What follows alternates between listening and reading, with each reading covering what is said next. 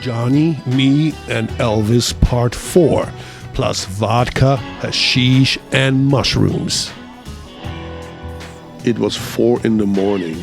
We had spent over 6 hours tripping with a naked Canadian stripper, topless and bottomless, and now we were homeless. No place to go except to our car. The best plan was to sleep in the vehicle, but we were in a parking lot in the middle of town right next to the convention tent. There were dozens of cars parked right next to us. Sunrise was only about an hour away. Although the town was still completely dark and asleep, in a few hours, this place would be flooded with 1 million Elvises, or 1 million Elvi, as the proper pluralization would read. If we could park the car somewhere hidden in the fields, chances would be dramatically decreased that cops and robbers would find and bother us.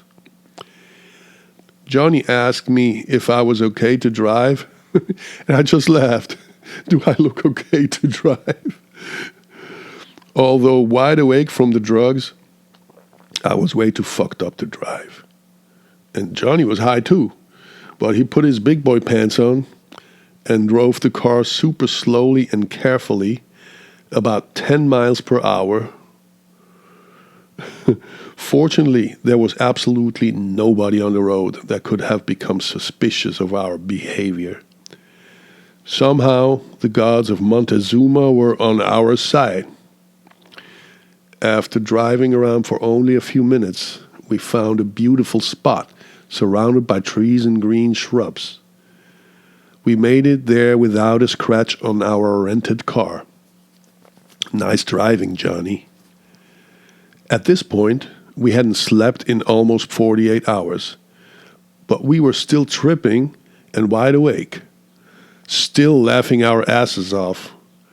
We laid on our back on top of the hood for a while and watched the stars, just like Mike Myers and Dana Carvey in Wayne's World. A real bromance moment. Morning birds started chirping as the promise of slumber gently caused us to move inside the car for some shut-eye. I woke up a few hours later with bright sunlight in my face, blinking while thinking, was this all just a dream? We put the front seats back to upright position and started driving in a random direction, unaware that we had parked very close to the seaboard of Lake Huron. After only a couple of minutes, there it was, the majestic shoreline of one of the 5 Great Lakes, presenting a perfect invitation for a morning swim. The non-saline fresh water felt like lotion of the gods on my skin. I was awake now and almost sober. After breakfast, we went back to the convention tent. After all, we had 2 more days on the rental. It must have been around noon when we set our booth back up. All the usual suspects were already up and running. It felt like just another day at the Elvis Ranch. Good morning, Elvis's drummer. How's it going? Hi, Elvis's nurse. Nice day, isn't it? Good to see you guys, Elvis Mafia members. Then later, much to our pleasant surprise, the Ann Margaret twins returned too. They seemed to like us and spent a good portion of the day hanging out at our booth, just talking and giggling.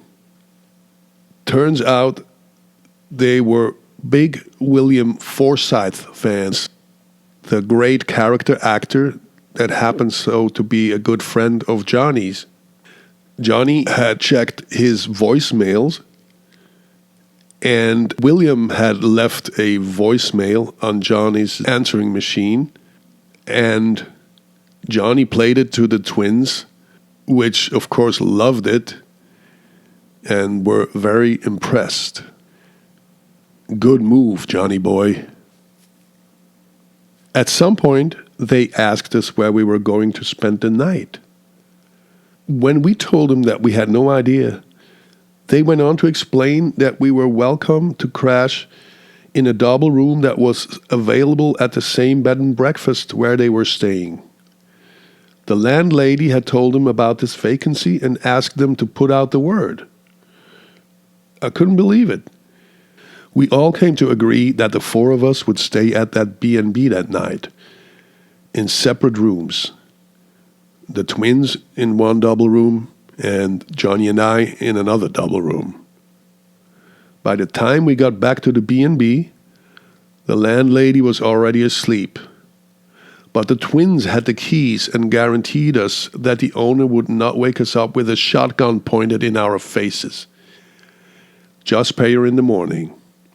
And they were right. The lady who ran the place was a sweet older widow who would occasionally rent out rooms of her house to make ends meet. And she seemed happy to meet us. We settled the bill and took the twins out for breakfast. The twins had no car. They lived in Toronto and had traveled to Collingwood by bus. Johnny and I instantly offered them a ride to Toronto the next day. I couldn't believe our luck.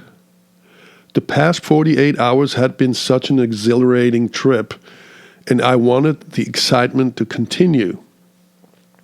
If a genie had asked me what I wanted to be happening in the next 24 hours in order to extend the thrilling momentum, I would have certainly wished for the company of two hot young women.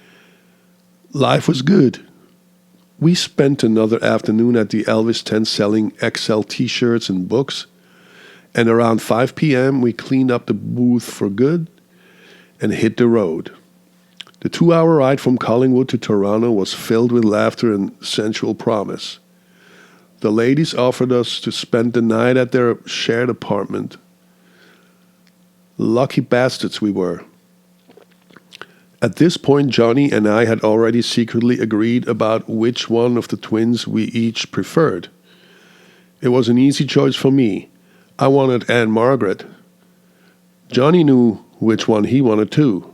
He wanted Anne Margaret. Deal. As it always goes when chasing skirts, it came down to the women to choose their preferred specimen. Luckily, they both were willing and able, and they seemed to have figured out which one of us they wanted to spend the night with. Anne Margaret was heavily flirting with me, and Anne Margaret was equally heavily flirting with Johnny. In my mind, the deal was sealed. It was a sure thing. Anne Margaret wanted Johnny, and Anne Margaret wanted me.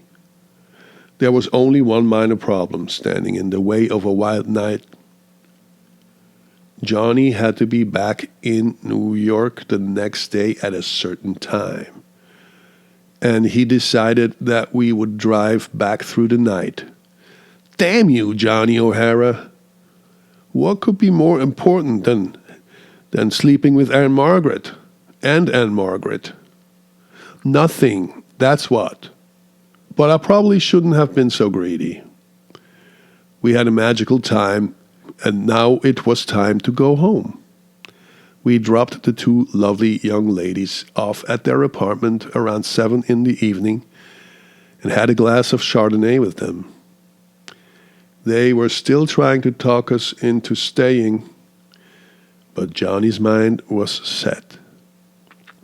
After a half an hour, it was time to begin the 9-hour-long drive from Toronto back home to New York City. Long goodbyes with sweet hugs and kisses. Goodbye, Anne Margaret. And goodbye, Anne Margaret.